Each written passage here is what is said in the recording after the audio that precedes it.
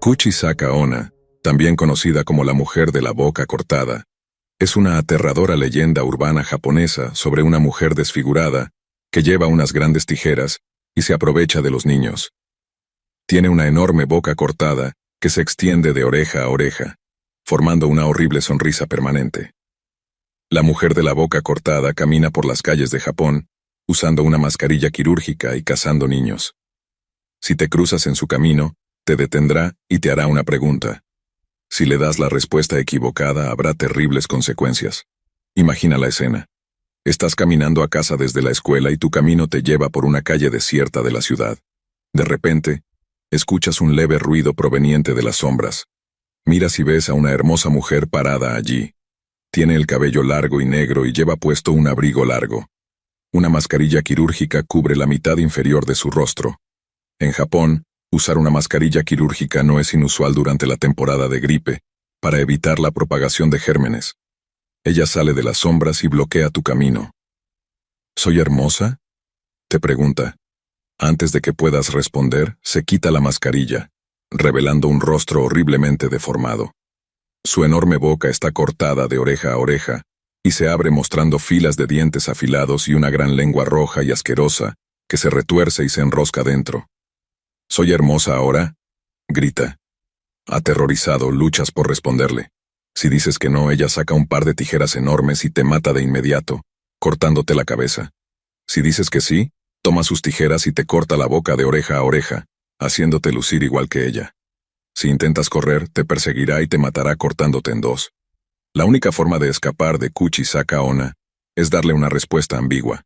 Si le dices que te parece normal o promedio, se confundirá, dándote el tiempo justo para huir. Existen muchos rumores sobre cómo Kuchisaka Onna obtuvo su horrible boca desfigurada. Algunos dicen que su boca cortada es el resultado de una cirugía plástica que salió terriblemente mal.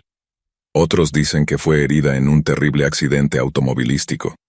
Algunos incluso creen que es una paciente mental que escapó y que estaba tan demente que ella misma se cortó la boca.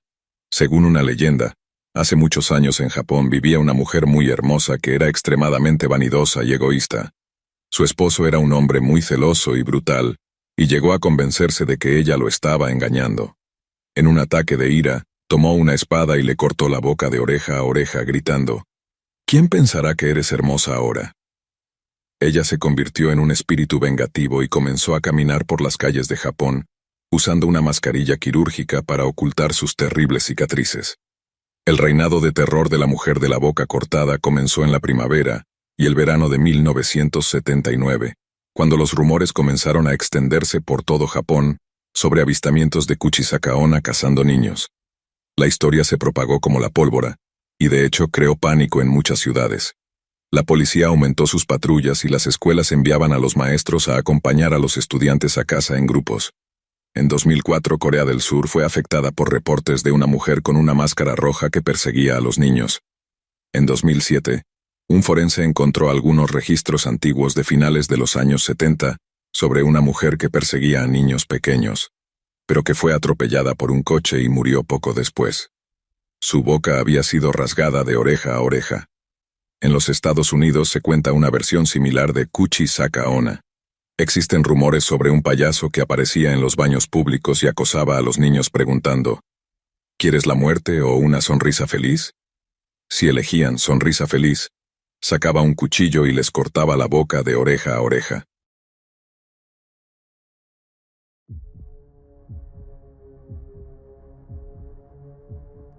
Tuve la suerte de haber nacido en una isla justo al lado de Japón llamada Okinawa.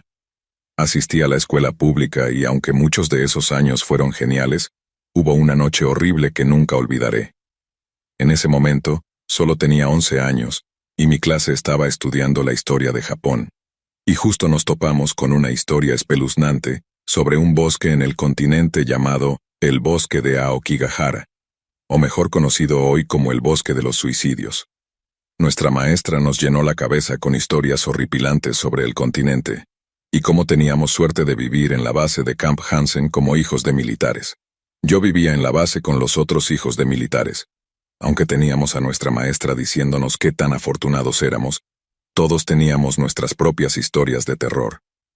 Pero había una historia que contábamos que asustaba incluso a los más valientes de nosotros. El demonio en el bosque. Justo fuera de la base había un gran bosque que en ese momento los militares dejaban en paz. Los chicos de mi clase habían inventado una historia de que ni siquiera los marines se atrevían a entrar en el bosque por miedo a que fueran asesinados por el demonio, y que sus cuerpos serían arrastrados al bosque para ser devorados y nunca más vistos. Por supuesto, yo creía que eso era una tontería. Desafié a esos chicos, Martin Fox y James Puett, diciéndoles que estaban llenos de mentiras y que en esos bosques no había nada excepto los animales que vivían allí. Bueno, por supuesto que a Martin y a James no les gustó que les llamaran mentirosos, así que dijeron, ¿ah, sí? ¿Cómo lo sabes? Y yo respondí que los marines no le temían a nada y que uno sería más que suficiente para enfrentarse a un ejército de demonios. Pensé esto principalmente porque uno de los dichos favoritos de mi papá era, nos reagruparemos en el infierno. Swing, así que pensé que si podían reagruparse en el infierno, seguramente no tendrían miedo de ningún demonio, ¿verdad? James soltó el mayor de los desafíos. Demuéstralo. Te reto triple a que entres en el bosque. Se saltó completamente el reto doble. Ese bastardo, así que por supuesto tuve que aceptar. Solo era caminar en el bosque, así que acepté. Pero Martin no había terminado. Añadió la condición de que tenía que ser de noche, tarde en la noche. Ya no podía echarme atrás, así que acepté sus términos. Esperé hasta que mis padres estuvieran profundamente dormidos, y me subí a mi bicicleta Huffy, y me dirigí al lugar de encuentro fuera de la base. Secretamente esperaba que Martin y James se acobardaran, pero para mi desilusión, ahí estaban, esperando, con linternas y todo. Cuando llegué, me bajé de mi bicicleta y extendí mi mano para que me dieran una de sus linternas. No hay linternas, tienes que ir en la oscuridad, dijo James. Eso no es parte del reto, protesté, queriendo acobardarme de todo el asunto. ¿Gallina? Respondió Martin agregando unos cuantos cacareos y agitando sus brazos. Al diablo con estos tipos, pensé. Así que dejé caer mi bicicleta en la carretera y me adentré en el bosque, escuchando sus burlas detrás de mí. No olvides contar 100 pasos, gritó Martin. No respondí y solo rechiné los dientes mientras me adentraba en el bosque. Paso tras paso, la maleza se volvía cada vez más densa, y después de un rato, ya no podía distinguir el resplandor de sus linternas detrás de mí. Las copas de los árboles bloqueaban la luz de la luna, así que casi todo estaba completamente oscuro.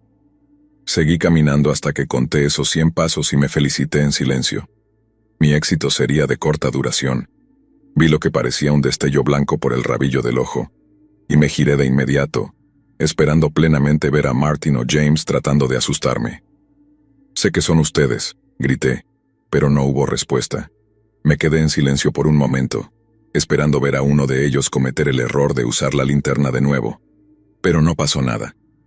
Fue entonces cuando lo oí, el sonido de una rama quebrándose justo detrás de mí. Me giré para intentar atrapar a los desgraciados, pero lo que sentí no fue un niño pequeño, sino una figura enorme que se alzaba sobre mí. «¿Tienes un cigarrillo?», susurró una voz en la oscuridad, rompiendo el silencio. Su voz me heló la sangre. No iba a quedarme para descubrir quién o qué había dicho eso. Me giré y eché a correr lo más rápido que pude, sin mirar atrás, esperando que no me siguieran. Terminé tropezando y desmayándome. Típico, lo sé, pero estaba completamente oscuro. Lo siguiente que recuerdo es que empecé a recuperar la conciencia, y pude sentir que algo me arrastraba por los pies. No podía moverme, no podía gritar, no podía hacer nada. Estaba completamente a merced de lo que fuera que me estaba arrastrando. Y volví a perder el conocimiento. La siguiente vez que abrí los ojos, lo que me saludó fue el sol naciente. Me senté y me di cuenta de que estaba sentado en mi patio delantero. Miré a mi alrededor, tratando de entender cómo había llegado allí. Martin y James probablemente me habían arrastrado de vuelta, así que simplemente corrí adentro y me preparé para ir a la escuela. Decidí que lo mejor era no decirle a mis padres que me había escapado, por miedo a la paliza que probablemente me darían. Cuando llegué a la escuela, Martin y James estaban llorando con nuestra maestra, la señora Day, diciendo que el demonio me había llevado. Cuando entré al salón, estaban absolutamente sorprendidos de verme allí. Fue en ese momento cuando me di cuenta de que ellos no fueron los que me llevaron a casa. Así que, ¿cómo diablos terminé de vuelta en la base? quién sabía dónde vivía. No fue hasta muchos años después que escuché a mi papá contarle a mi sobrino una historia de terror sobre Camp Hansen. Un viejo marine de la Segunda Guerra Mundial que había sido asesinado en combate rondaba la base por las noches y a veces se acercaba a la gente y decía, ¿tienes un encendedor? Y después de que le encendían el cigarrillo desaparecía en el aire. Cuando escuché esa historia supe cómo llegué a casa.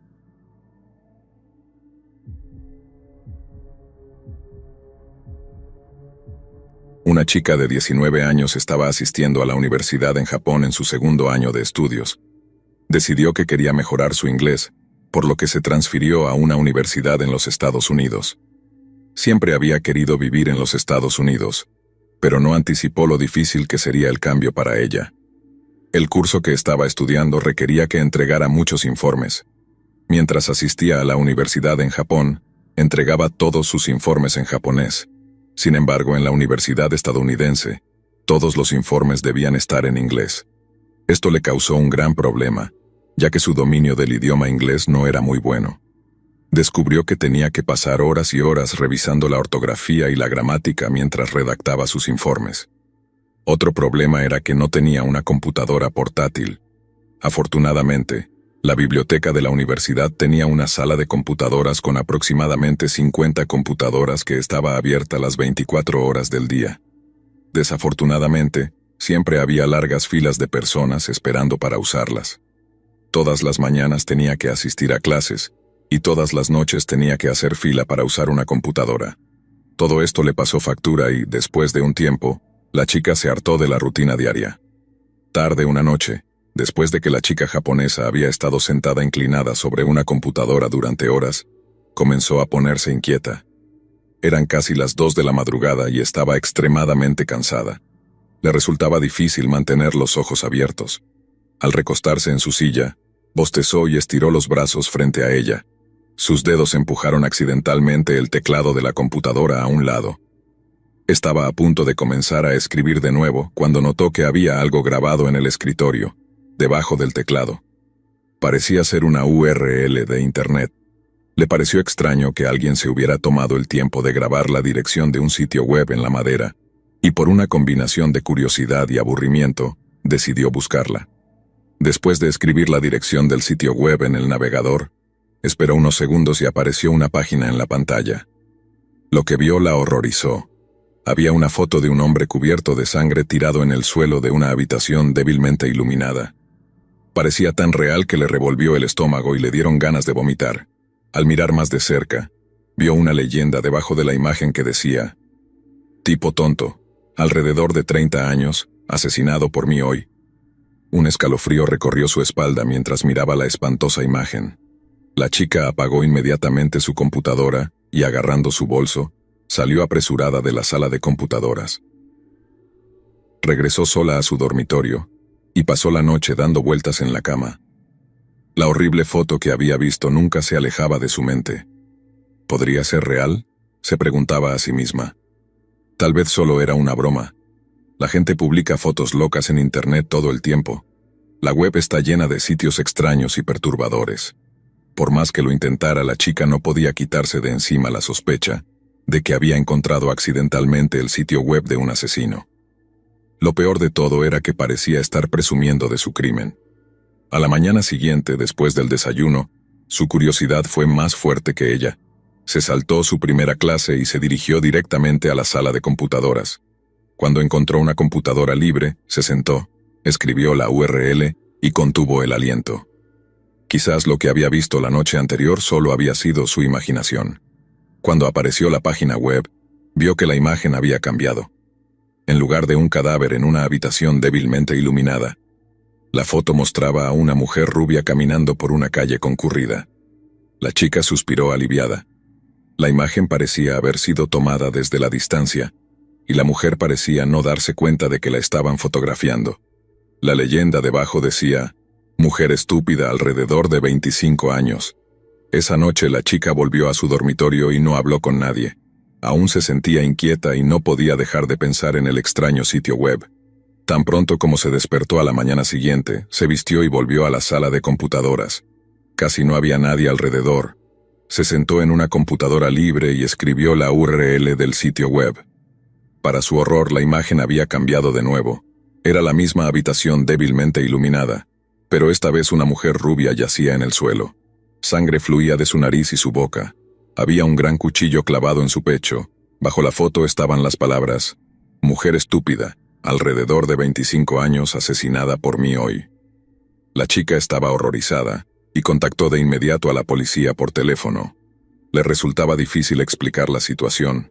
Su inglés no era muy bueno, y pasó mucho tiempo repitiéndose y tratando de encontrar las palabras correctas para describir lo que había encontrado. Al final, ni siquiera estaba segura de si la policía había entendido lo que estaba tratando de decir. Sin embargo, tomaron su nombre, dirección, número de teléfono y la URL del sitio web. Cuando colgó el teléfono, la chica estaba temblando. No podía sacarse de la mente esas horribles imágenes.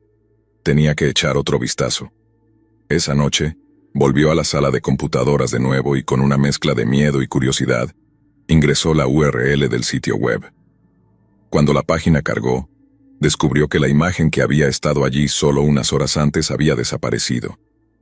En su lugar, había una foto de una chica tomada desde atrás. Tenía el cabello negro corto, una camiseta verde lima y estaba sentada frente a una computadora. La chica sintió un nudo en el estómago y empezó a sudar frío. Reconoció el cabello, reconoció la ropa. Estaba mirando una foto de sí misma. Su nombre, dirección y número de teléfono estaban escritos debajo de la imagen, seguidos por una sola frase: tú eres mi próxima estrella de Internet. La chica japonesa salió corriendo de la sala de computadoras y fue directamente a su dormitorio.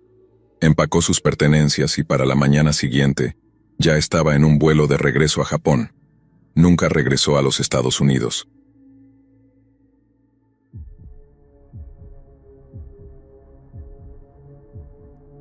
Una de mis parientes falleció repentinamente. Nunca conocí a la mujer. Tenía una hija que tenía 4 años. El nombre de la pequeña era Yuki. Su padre no podía criarla solo, así que le pidió a mi tía que la cuidara. La niña se negaba a quedarse sola y nunca se separaba de mi tía. Eso empezó a convertirse en un problema. Mi tía no podía ir a ningún lado sin Yuki. Ella necesitaba atención constante. Incluso la propia hija de mi tía comenzó a ponerse celosa. Un día, mi tía me dijo que tenía que salir de la ciudad por un par de días y me preguntó si podía cuidar a la pequeña por ella. Le dije que sería un placer. Vivía sola y me vendría bien un poco de compañía. Unos días después, mi tía dejó a Yuki en mi apartamento. Cuando se estaba despidiendo, tomó a la niña a un lado y le dijo: Yuki, por favor, pórtate bien, compórtate. Cuando mi tía se fue, intenté hablar con Yuki y jugar algunos juegos con ella, pero el comportamiento de la niña era muy extraño. Llevaba un oso de peluche apretado bajo el brazo y no lo soltaba nunca. Nunca sonreía, nunca hablaba. Todo lo que hacía era sentarse en silencio en la esquina y mirar la pared. Eso me ponía un poco nerviosa. Estaba tratando de encontrar algo que la entretuviera. Acababa de comprar una cámara digital nueva y decidí dejar que Yuki jugara con mi antigua cámara. Cuando vio la cámara, sus ojos se iluminaron. Le enseñé cómo usarla y fue por todo mi apartamento tomando fotos de todo. Tenía una gran sonrisa en el rostro. Esa noche descubrí lo difícil que era lidiar con Yuki. Cada vez que intentaba salir de la habitación comenzaba a llorar y a gritar mi nombre. No podía dejarla sola o armaba un gran escándalo. Incluso insistió en acompañarme al baño, lo cual fue muy incómodo. A la hora de acostarse, se negó a quedarse en la habitación de invitados y exigió dormir en mi cama. Le leí un cuento antes de dormir y después de un rato logré que se durmiera. Pero fue entonces cuando noté su oso de peluche. Una de sus patas estaba chamuscada y ennegrecida, como si se hubiera quemado. Eso me hizo preguntarme. A mitad de la noche me despertó un ruido extraño. Cuando me giré, vi que algo andaba mal con Yuki. El cuerpo de la niña estaba temblando y sacudiéndose. Tenía los ojos muy abiertos, los dientes castañeteaban y las lágrimas le corrían por las mejillas. La abracé y le pregunté qué sucedía. «Ella me está mirando otra vez», murmuró. «¿Quién?», pregunté, sorprendida. «La mujer oscura», respondió Yuki. No quiso decir nada más. Traté de decirle que solo era su imaginación, pero ella seguía negando con la cabeza y sollozando. Me tomó mucho tiempo lograr que volviera a dormirse. Al día siguiente, Yuki estaba bien otra vez. Le encantaba jugar con mi cámara digital. Cuando llegó la hora de que se fuera a casa, le dije que podía quedársela. Yuki me abrazó. Aunque no dijo nada, podía notar que estaba encantada. Dejé a la pequeña en la casa de mi tía y me quedé a tomar una taza de té. Mi tía me agradeció por cuidar de Yuki y pasamos un rato charlando en la mesa de la cocina. «Pobrecita», dijo mi tía. «No ha dicho una palabra desde que murió su madre». No pude contener mi curiosidad. «¿Cómo murió la madre de Yuki?», pregunté. Una expresión extraña apareció en el rostro de mi tía. «Murió en un incendio». «¿Cómo comenzó el incendio?», pregunté. Mi tía vaciló, renuente a hablar del tema. «Es una historia muy triste», dijo. «Se suicidó. La madre de Yuki era una mujer muy perturbada. Se roció con gasolina y encendió un fósforo. Se quemó viva». «Oh, Dios mío», exclamé, «qué horrible». «Sí», dijo mi tía. Su familia estaba tan conmocionada que lo mantuvieron en secreto y fingieron que fue un accidente. Tuvimos un funeral pequeño, pero solo se invitó a los familiares cercanos. Yuki no estuvo allí. Ella ni siquiera sabe que su madre está muerta. Cree que su madre solo está en unas largas vacaciones. No hemos tenido el valor de decirle la verdad». «Pobre Yuki», murmuré. Mi tía asintió con tristeza. «Pobre Yuki». Unos días después de eso, Yuki murió. Mi tía estaba tratando de cambiar el comportamiento de Yuki por las noches. Forzó a la pequeña a dormir en su propia habitación, aunque Yuki gritaba y lloraba. Mi tía la dejó sola y cerró la puerta con llave. Por la mañana encontró a Yuki inmóvil en la cama. La pobre niña estaba muerta. Nadie podía entender qué había sucedido. El forense no pudo determinar la causa de la muerte. No había ninguna marca en su cuerpo. Estaba perfectamente sana.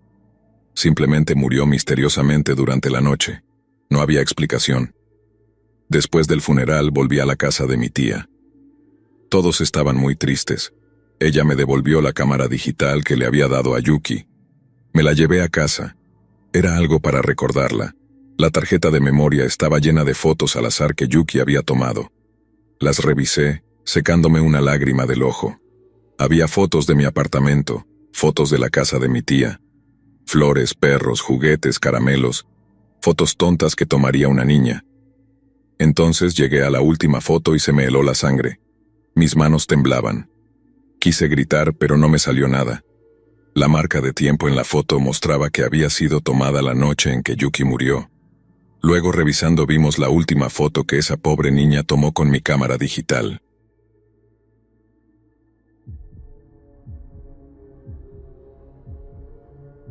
Futa Kiona, o la mujer de dos bocas, es una leyenda urbana japonesa sobre una mujer que fue maldecida con tener dos bocas.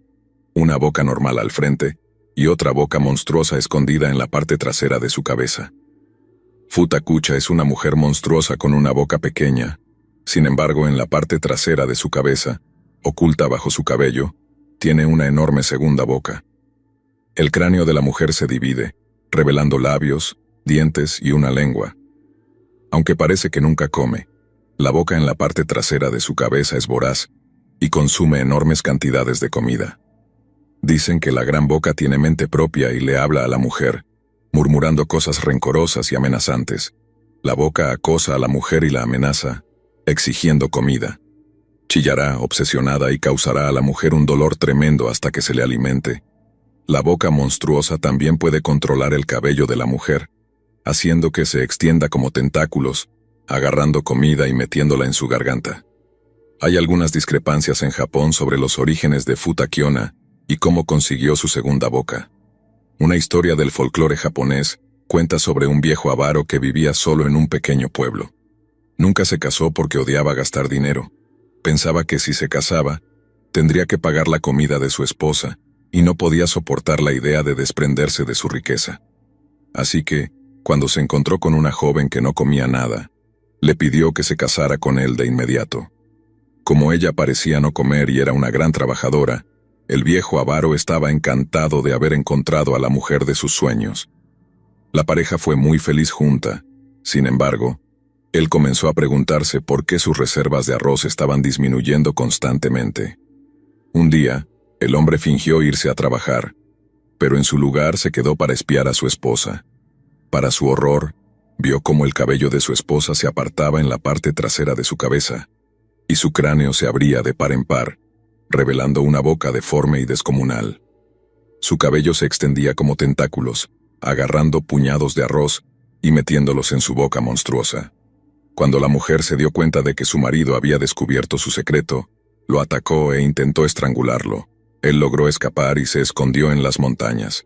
Semanas después, cuando reunió el valor para regresar, descubrió que la mujer se había ido y que todas sus reservas de arroz habían sido devoradas. El viejo nunca se volvió a casar. En otra historia, la esposa de un hombre murió, dejándolo con una hija a la que debía cuidar. El hombre se volvió a casar, pero su nueva esposa era muy cruel y vengativa. Juntos tuvieron un segundo hijo, otra hija. Sin embargo, eran pobres y apenas había suficiente comida para todos. La nueva esposa decidió alimentar a su propia hija, mientras dejaba morir de hambre a la otra niña. La hija del hombre finalmente murió de inanición. No mucho después, el hombre estaba en el jardín cortando leña para el fuego, cuando accidentalmente balanceó su hacha incorrectamente y la incrustó en la parte trasera de la cabeza de su esposa. Había mucha sangre y esperaba que la mujer muriera, pero ella sobrevivió. Sin embargo, la herida abierta nunca sanó. En su lugar, se formó una enorme boca babeante con dientes y lengua. La mujer sufría un dolor tremendo y la única forma de detenerlo era alimentando la boca deforme. Exigía más y más comida para mantenerse satisfecha. Con el tiempo, la boca comenzó a emitir sonidos y a hablar. Un día, mientras la mujer dormía, la horrible boca le habló a su esposo y confesó: «Estoy maldita porque maté a tu hija dejándola morir de hambre».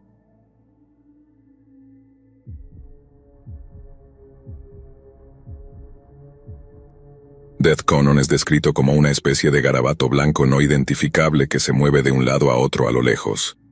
Nadie sabe exactamente cómo se ve, porque cualquiera que lo ha visto ha perdido la cordura. Un hombre japonés relata un encuentro que tuvo cuando era niño con un Death Conon. Cuando era joven, mis padres llevaron a mi hermano mayor y a mí a visitar a mis abuelos. No los veíamos mucho porque vivían muy lejos, en el campo de Aita. Tan pronto como llegamos a la casa de mis abuelos, mi hermano y yo salimos a jugar. El aire era mucho más fresco y limpio que en la ciudad. Caminamos por los arrozales, disfrutando de los amplios espacios abiertos. El sol estaba alto en el cielo y no había brisa. El calor era sofocante. Después de un rato comencé a cansarme. Entonces mi hermano se detuvo de repente. Estaba mirando algo a lo lejos. «¿Qué estás mirando?», le pregunté. «Esa cosa allá», me respondió.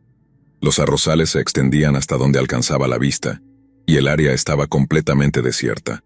Entrecerré los ojos, pero no podía distinguir qué era. A lo lejos, cruzando el campo, había algo blanco, del tamaño de una persona. Se movía y retorcía como si estuviera ondeando con la brisa. «Tal vez sea un espantapájaros», dije. «Eso no es un espantapájaros», replicó mi hermano. «Los espantapájaros no se mueven así». «Entonces tal vez es una sábana», dije. «No, no es una sábana», respondió. «No hay otras casas por aquí, además, no hay viento, pero esa cosa sigue moviéndose y retorciéndose». «¿Qué demonios es eso?». Sentí una extraña sensación de incomodidad en el estómago. Mi hermano corrió de vuelta a la casa y cuando regresó traía un par de binoculares. «¿Puedo ver?», dije emocionado. Intenté agarrar los binoculares, pero él me empujó hacia atrás. «No, yo primero», dijo con una risita. «Soy el mayor. Puedes mirar cuando termine». Tan pronto como mi hermano se puso los binoculares en los ojos, noté que su expresión cambió de inmediato. Su rostro se puso pálido y comenzó a sudar frío. Dejó caer los binoculares al suelo y pude ver el miedo en sus ojos. «¿Qué era?», pregunté nervioso. Mi hermano respondió lentamente. «Ahí está, ahí está, ahí está». No era la voz de mi hermano. Sin decir una palabra más, se dio la vuelta y comenzó a caminar hacia la casa. Algo no andaba bien. Con manos temblorosas me agaché y recogí los binoculares, pero estaba demasiado asustado para mirar a través de ellos. A lo lejos, el objeto blanco seguía retorciéndose y moviéndose. Justo entonces mi abuelo vino corriendo hacia nosotros. «¿Qué están haciendo con esos binoculares?», preguntó. «Nada», respondí. «Solo estábamos mirando esa cosa blanca allá». «¿Qué?», gritó. «No deberían mirar eso». Me arrebató los binoculares de las manos. «¿Lo viste?», me preguntó furioso. «¿Miraste a través de los binoculares?». «No», dije en voz baja, «todavía no». Mi abuelo suspiró aliviado. Bien, dijo, eso es bueno. Sin saber por qué me enviaron de regreso a la casa. Cuando entré a la cocina todos estaban llorando. Mi hermano rodaba por el suelo riendo como un loco. Estaba de espaldas y su cuerpo se retorcía y movía justo como esa cosa blanca a lo lejos. No podía entender qué estaba pasando. Era horrible verlo así. Yo también rompí a llorar. Ya no era mi hermano.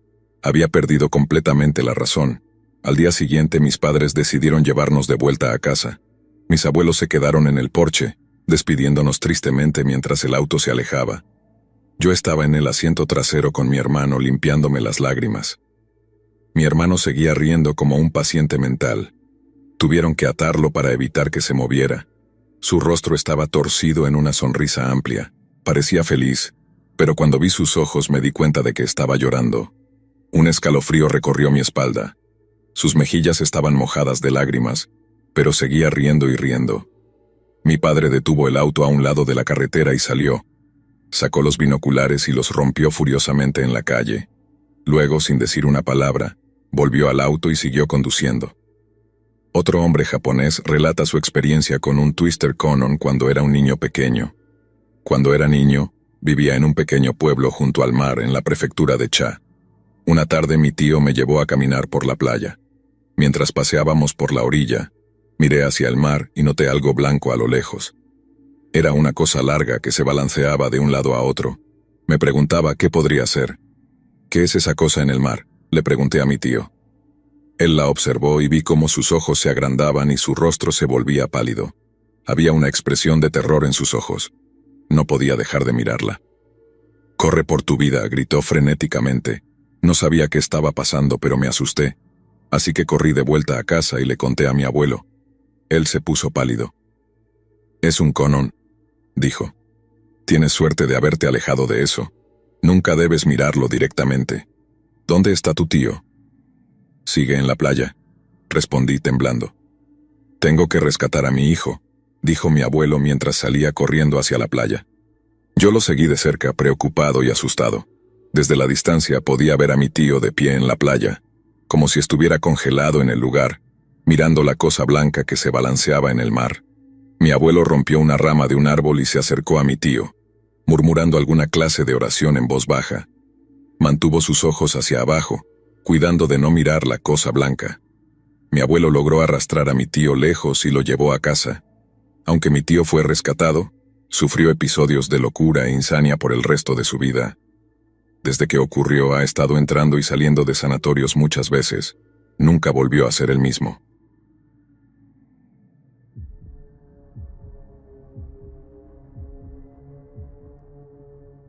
No soy solo una chica loca, me creerás si tan solo te tomas un momento y ves la sanguijuela como yo la vi. Lo sé. Solo escucha. Todo comenzó cuando estaba en Japón. Llevaba unos meses viviendo con una familia de acogida y mi semestre en el extranjero estaba a punto de terminar. Tuve el descaro de creer que ya había comenzado a aclimatarme, que entendía su cultura y podía considerarme una de ellos. En más de una ocasión, reunidos alrededor del fuego, me contaron sus supersticiones e historias de miedo. Sus mitos eran muy diferentes a los que crecí escuchando, y los encontraba fascinantes, pero no aterradores, y eran diferentes también. Había un gran énfasis en la elección en lugar de enfrentarse a un asesino sin mente que simplemente quería matarte. Muchas historias de terror japonesas involucraban entidades que se acercaban a una víctima desprevenida en un lugar público y le ofrecían una elección. Si la víctima respondía de una manera, sería asesinada horriblemente de una manera específica. Si respondía de otra manera, sería asesinada horriblemente de otra manera específica. Estas situaciones sin salida me hacían reír, hasta que el padre de mi familia de acogida me explicó en voz baja el verdadero subtexto. Todo se trataba de la tercera opción. Todo tenía que ver con el miedo innato a las costumbres en una sociedad muy tradicional. La única manera de sobrevivir era simplemente saber cuál era la tercera respuesta aceptable y dar esa en su lugar.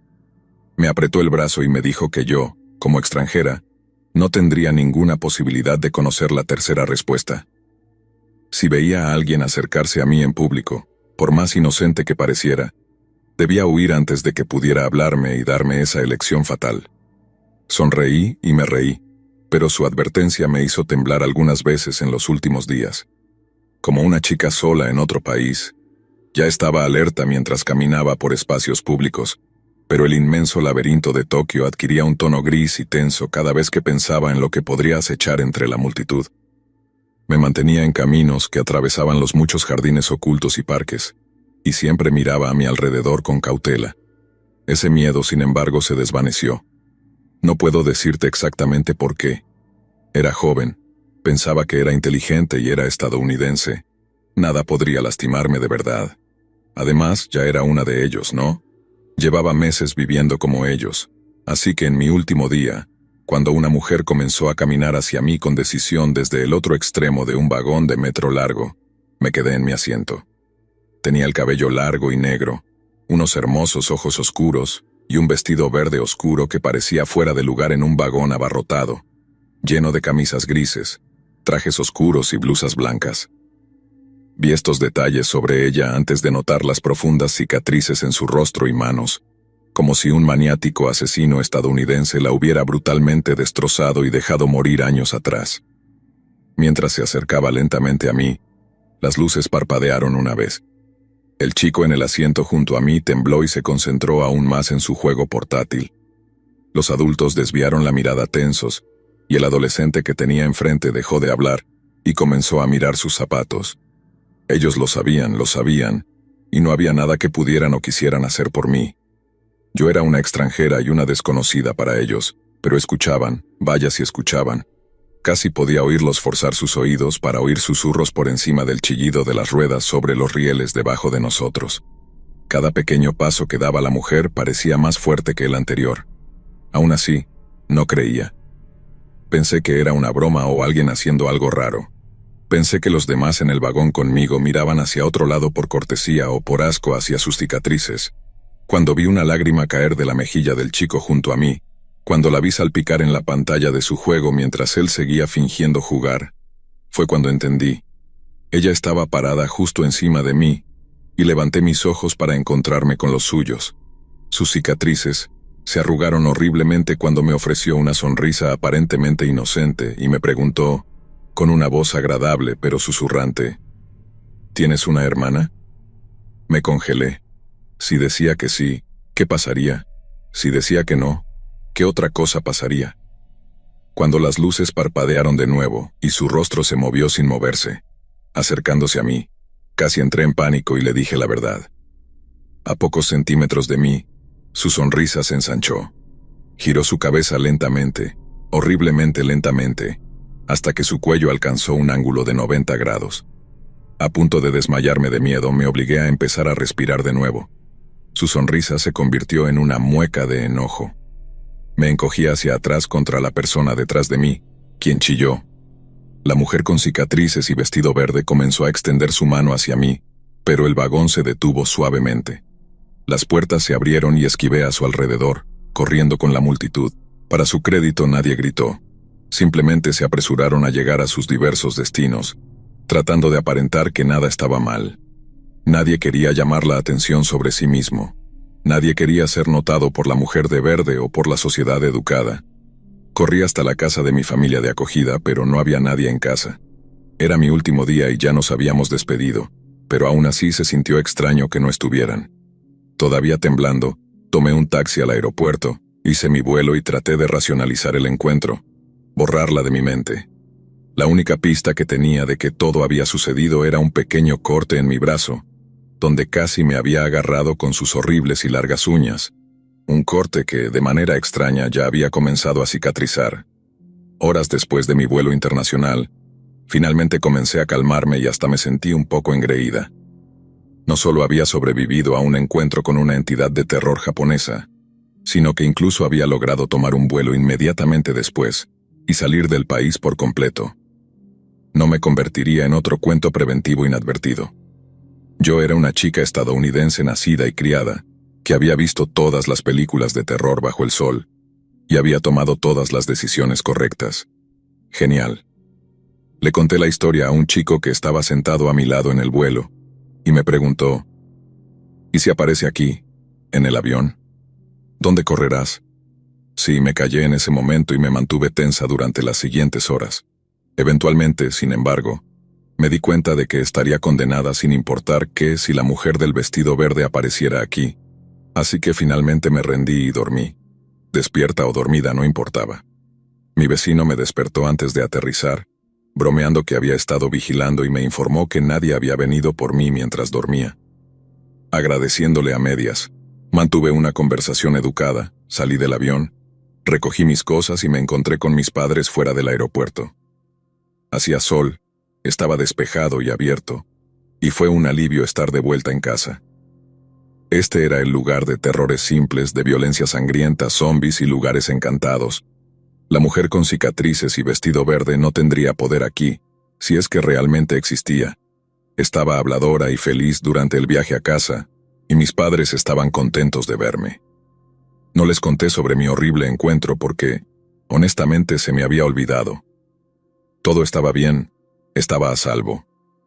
Nos detuvimos en la casa donde crecí y se veía exactamente como la recordaba. Solo habían pasado unos meses, es cierto, pero se sentía como si hubiera sido una vida. Arrastrando mis cosas junto a mi papá, comencé a contarle algún recuerdo divertido que me vino a la mente cuando entré por la puerta. Me dirigí hacia la cocina y la vi allí, parada. Vestido verde, cicatrices, sonrisa y todo.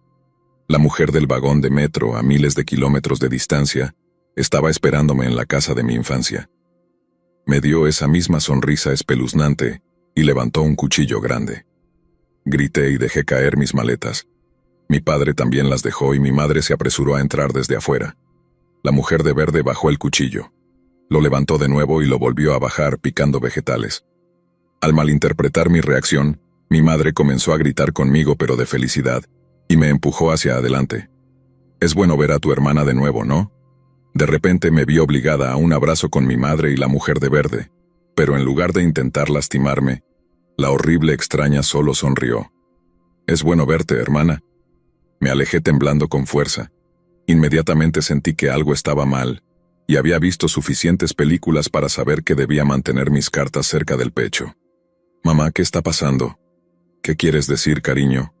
Preguntó, sonriendo felizmente a ambas antes de irse más adentro en la cocina para ayudar a cocinar. La mujer con cicatrices y vestido verde mantuvo su mirada y su sonrisa neutral fijada en mí mientras me alejaba de ella, alrededor de la isla de la cocina, acercándome a mi madre. ¿Por qué está ella aquí? ¿Quién? La miré fijamente. Mi madre se rió. Has estado fuera demasiado tiempo, querida. Recuerda que tu hermana se graduó y ya está de vuelta de la universidad. Tragué saliva. Humórame, mamá. ¿Por qué no se parece a nosotros? Mi padre bajaba las escaleras regresando de dejar mis maletas, y me miró en blanco. Pensé que ya habíamos superado esto. No es bueno seguir recordándole a tu hermana que es adoptada. Horrorizada di un paso atrás y me choqué con el refrigerador. Pero, ¿cómo? Oh, supongo que estoy súper afectada por el jet lag, lo siento. Solo intentaba recordar cuándo fue para un regalo de cumpleaños para ella y todo eso. Mi padre suspiró. El mismo día en que naciste, dijo, saliendo para buscar más maletas del coche. Me giré mortificada. Mi hermana nunca apartó la mirada de mí, casi burlándose de mí con su invasión inexpresiva mientras ambas nos quedábamos ahí, frente a frente, en silencio. Levantó su cuchillo y lo bajó sobre su propio brazo, justo sobre una de sus cicatrices. Ella no se inmutó, pero yo sí. Agarrándome el brazo y mirando hacia abajo, vi cómo la piel se abría, sangraba, se curaba, y se convertía en una cicatriz en cuestión de momentos. Boquiabierta la miré y vi cómo el corte equivalente desaparecía de su brazo. Su sonrisa se hizo un poco más amplia. Abrí la boca para gritar algo, furiosa, pero la mujer con cicatrices levantó el cuchillo y lo apuntó a la espalda de mi madre. La implicación estaba clara. Lo mejor que pude hacer fue tomarle el cuchillo, ofreciéndome a cocinar e insistiendo en que mi hermana se sentara en la mesa y se relajara. Lo hizo, aparentemente dispuesta a jugar un juego social del gato y el ratón mientras yo cortaba vegetales y miraba la cicatriz en mi brazo. Mis pensamientos corrían. Esta entidad se había aferrado de alguna manera a mi vida. Mirando a las fotos en la cocina, la vi en fotografías que reconocía. Fotos familiares que ahora la incluían a ella de niña, de adolescente, de mujer, cicatrizada desde el principio. No aparté los ojos de ella mientras se sentaba a la mesa, y ella no dejó de mirarme a mí en todo momento. Su sonrisa perfecta no cambió ni una vez. Nos sentamos a cenar como familia. Mis padres no parecían notar que mi hermana nunca hablaba a menos que se le dirigiera directamente, y aún así, solo con una cortesía perfecta. Apenas comió, y mantuvo sus ojos siempre sobre mí. A mitad de la cena me enojé y golpeé la mesa con el puño. Ella tomó su cuchillo de mesa y lo pasó por su mejilla. Luché por no gritar cuando sentí que mi rostro se partía, sangraba y luego se curaba. Ya sabía que habría una cicatriz, pero me excusé para ir al baño y verlo por mí misma.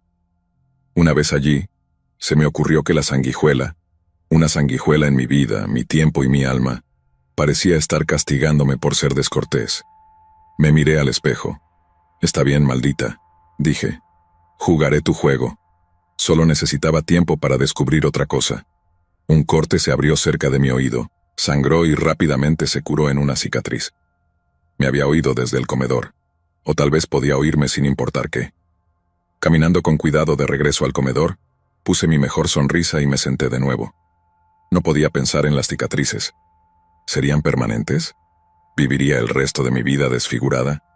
Tal vez la cirugía plástica podría arreglar algunas, pero si esto seguía, Amber tendría que ser educada y correcta hasta que pudiera descubrir cómo destruirla. Me ofrecía ayudar a limpiar la cena y lavar los platos, y mi madre pareció sorprendida, diciendo que mi tiempo en Japón me había hecho bien. No sabía a qué se refería con eso, pero logré pasar la noche sin más cicatrices. Esa noche intenté susurrarle a mi padre en la oscuridad, pero él no entendía lo que quería decir y me gané otra cicatriz en el brazo. Bajé las escaleras sigilosamente y entré en su habitación. Mi hermana estaba sentada, sosteniendo un cuchillo sobre su brazo, y sonriendo más ampliamente de lo que la había visto jamás. «¿Qué quieres?», le pregunté. Ella levantó el cuchillo más alto sobre su brazo, justo sobre un área clara de piel donde las cicatrices la habían dejado y se habían transferido a mí. «¿Tienes una hermana?», de repente recordando el momento de amenaza mortal en el vagón del metro, no dije nada. Ella no se cortó, pero esperó, siempre mirándome. Me retiré y fui a mi propio dormitorio, donde permanecí estresada durante horas. Eventualmente me dormí, pero solo porque el desfase horario me obligó a hacerlo. Los siguientes días estuvieron llenos de costosos movimientos de ajedrez. Invité a viejos amigos para ver si la reconocían como mi hermana y lo hicieron. Por cada una de esas conversaciones con amigos confundidos, me ganaba otra cicatriz. La sanguijuela sabía lo que estaba tratando de hacer y desaprobaba. La peor parte fue encontrarme con un exnovio y descubrir que no recordaba nuestra relación. Después de mucha presión, finalmente admitió: «Me gustó tu personalidad, pero no te pedí salir por tus cicatrices, lo siento». Recuerdo haber gritado y ganarme otra cicatriz por ello. Corriendo a casa miré fotos antiguas del anuario. Las cicatrices no solo estaban apareciendo ahora, aparecían desde entonces también. Siempre las había tenido. Ese mismo exnovio más tarde recordaría haberle pedido salir a mi hermana. En su lugar, la sanguijuela estaba drenando mi vida justo ante mis ojos. ¿Qué pasaría cuando se quedara sin cicatrices y yo las tuviera todas? No podía hablar con mis padres, no podía hablar con mis amigos. Me encerré en mi habitación y pasé cada día sola, conocida por evitar cualquier otra impropiedad social. Me habían criado estadounidense, criada para ser descortés, orgullosa y libre, y seguía cometiendo errores. Estaba en mí maldecir, provocar y fastidiar, y el costo era simplemente demasiado alto. El padre de mi familia de acogida tenía razón. Estaba perdiendo porque provenía de la cultura equivocada. Si hubiera sido una chica japonesa tradicional y correcta, la sanguijuela tal vez no me habría castigado ni una sola vez. La sanguijuela resistía el castigo a los desobedientes. La sanguijuela se alimentaba de los forasteros, de los rebeldes y de los niños malcriados. La sanguijuela era parte de mí ahora. Solo le quedaban unas pocas cicatrices cuando se me ocurrió la idea. Tenía esa estúpida sonrisa todo el tiempo ahora, y se paraba en mi habitación mientras yo dormía, mirándome, básicamente desafiándome a decir algo grosero. Sostenía un cuchillo sobre mí mientras dormía, sí, pero no era para cortarme, era para cortarse a sí misma, y eso fue lo que me dio la idea. Furiosa y desesperada más allá de toda descripción, decidí que quería recuperar mi vida a cualquier costo.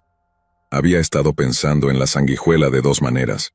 Podría evitar ser grosera y vivir bajo su amenaza por el resto de mi vida, o podría ser yo misma y descubrir qué castigo me aguardaba una vez que todas las cicatrices hubieran sido infligidas sobre mí.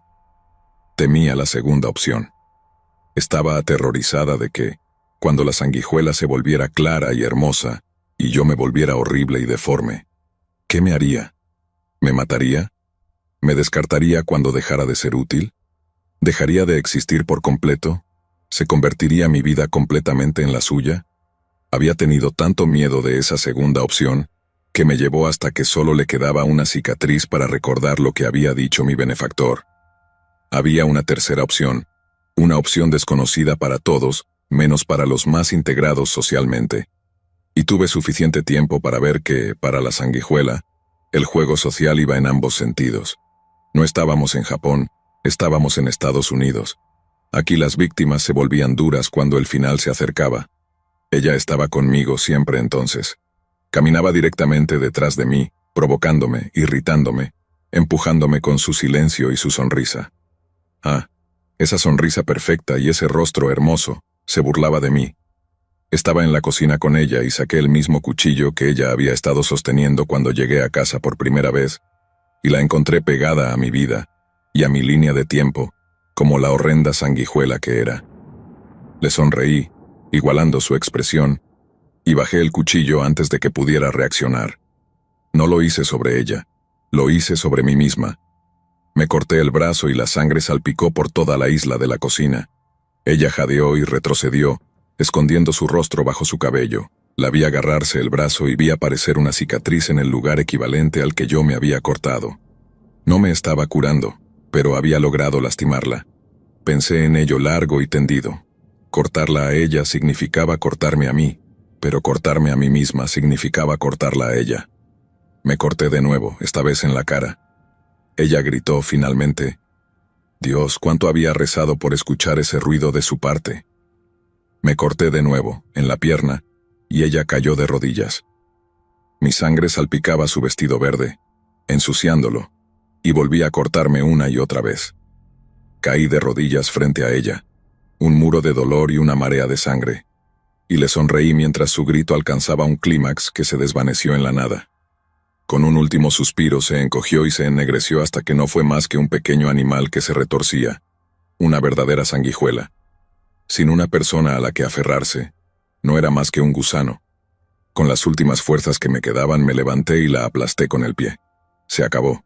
Llamé al 911 después de eso, claro. Y como era de esperarse, me llamaron loca. Pero tienes que escucharme. Era real. Pero ya no está. Y no voy a volver a pasar por esto. La maté. Sé que estaré llena de cicatrices como ella, pero al menos podré vivir. Podré maldecir, podré beber, podré arrepentirme. ¿Por qué me haces esa pregunta? Encuentra al tipo del avión, él te dirá lo que le conté. No hay manera de que lo haya olvidado. No me estás escuchando. Encuentra a cualquiera que estuviera en el metro ese día, en mi vagón, ellos te enseñarán. ¿Por qué sigues diciendo eso? Deja de hacerme esa pregunta. Era una sanguijuela. Se llevó todo lo que debería haber sido mío. Si tan solo nunca la hubieran adoptado, mi vida habría sido la que debí tener. Esos habrían sido mis amigos, mi novio, mi pareja de baile. Ella siempre estaba ahí, siempre en mi maldita casa, siempre tan superior a mí, siempre burlándose de mí con esa cara hermosa. No tengo una hermana.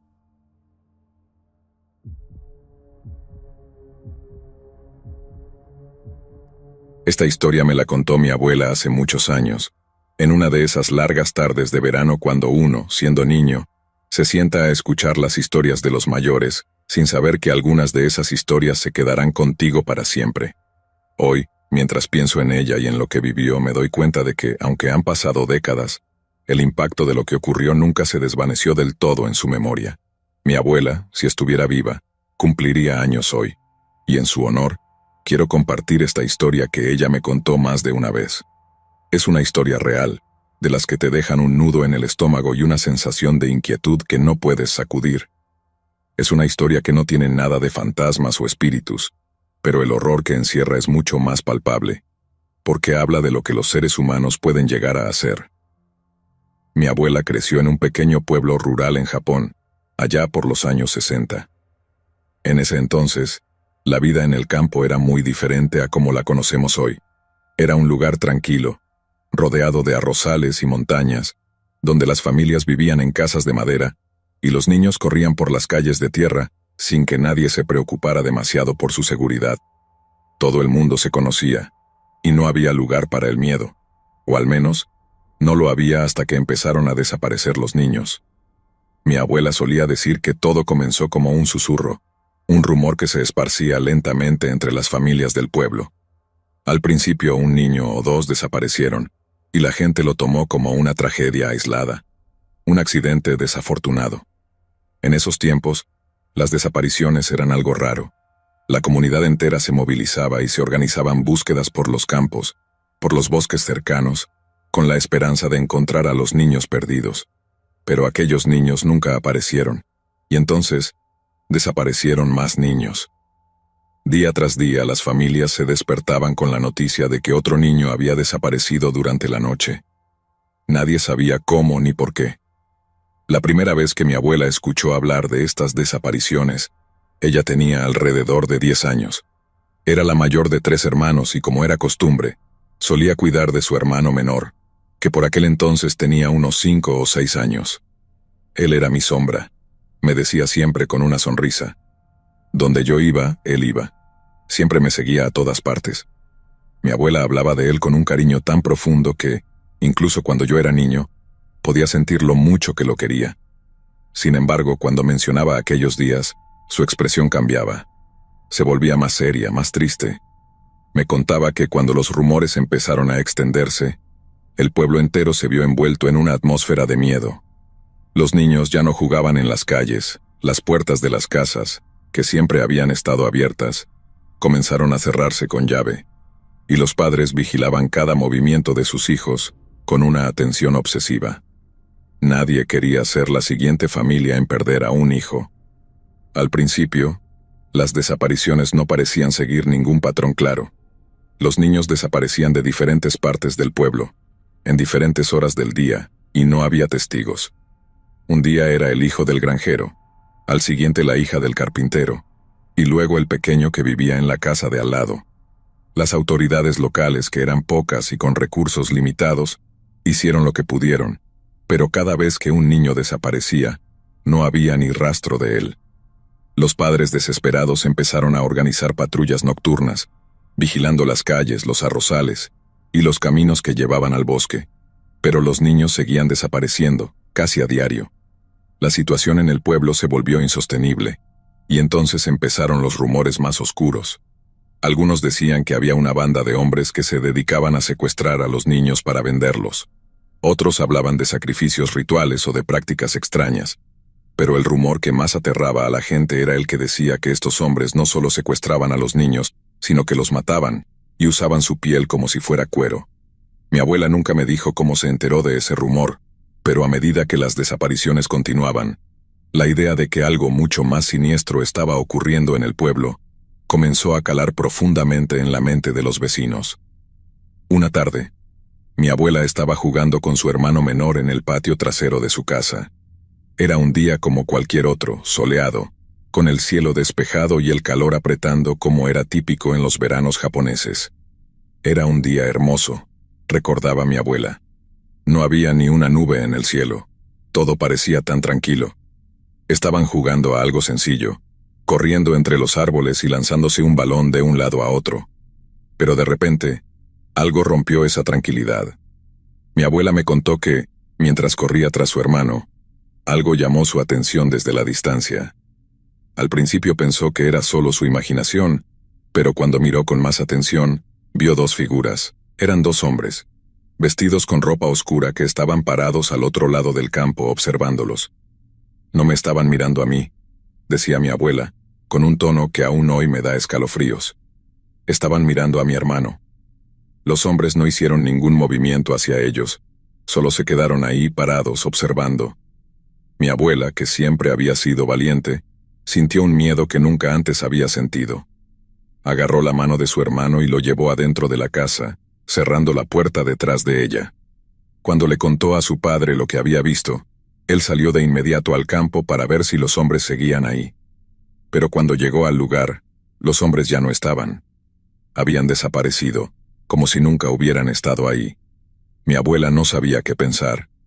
Se quedó sentada en la mesa de la cocina, abrazando a su hermano, mientras su padre volvía con una expresión preocupada en el rostro. Esa noche, mi abuela no pudo dormir.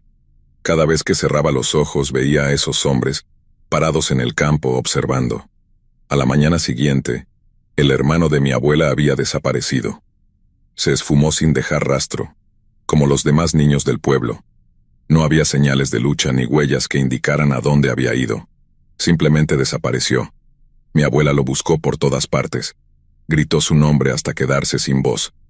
Recorrió los campos y el bosque cercano, pero su hermano no estaba. Era como si se lo hubiera tragado la tierra. Esa fue la última vez que mi abuela vio a su hermano. Esa tarde en el patio, corriendo bajo el sol, fue la última vez que lo vio sonreír, la última vez que lo escuchó reír. La desaparición de su hermano fue el golpe final para su familia. Su madre, que siempre había sido una mujer fuerte, nunca volvió a ser la misma. Dejó de comer, dejó de hablar, y pasaba los días sentada en la ventana, mirando hacia el campo, como esperando ver a su hijo regresar. Su padre, que siempre había sido un hombre pragmático y decidido, se fue apagando poco a poco, consumido por la culpa de no haber podido proteger a su hijo. Después de la desaparición de su hermano, el miedo en el pueblo alcanzó un nuevo nivel. Nadie sabía quiénes eran esos hombres, ni por qué estaban haciendo lo que hacían. Los rumores sobre los secuestros y las pieles de los niños siguieron creciendo. Algunos decían que los hombres no eran locales, que venían de otros lugares, atraídos por alguna razón oscura. Otros creían que formaban parte de una red mucho más grande, algo que iba más allá del pequeño pueblo.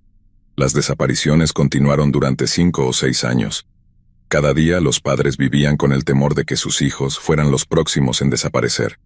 Cada vez que un niño desaparecía, el pueblo entero se hundía más en la desesperación. Pero entonces, tan repentinamente como comenzaron, las desapariciones cesaron. Los hombres de negro ya no fueron vistos, y el pueblo comenzó a recuperar lentamente su vida normal. Pero aunque las desapariciones se detuvieron, las cicatrices que dejaron nunca sanaron del todo. Mi abuela me decía que aunque con el tiempo la vida siguió su curso, el pueblo nunca volvió a ser el mismo. Las familias que perdieron a sus hijos vivieron con ese dolor el resto de sus vidas, y aunque las autoridades mantuvieron el caso abierto, nunca encontraron a los culpables. Nadie supo quiénes eran esos hombres ni por qué hacían lo que hacían. Era un misterio que, hasta el día de hoy, sigue sin resolverse. Mi abuela nunca volvió a ver a su hermano. Aquella tarde en el patio fue la última vez que lo vio, y nunca pudieron saber qué fue de él.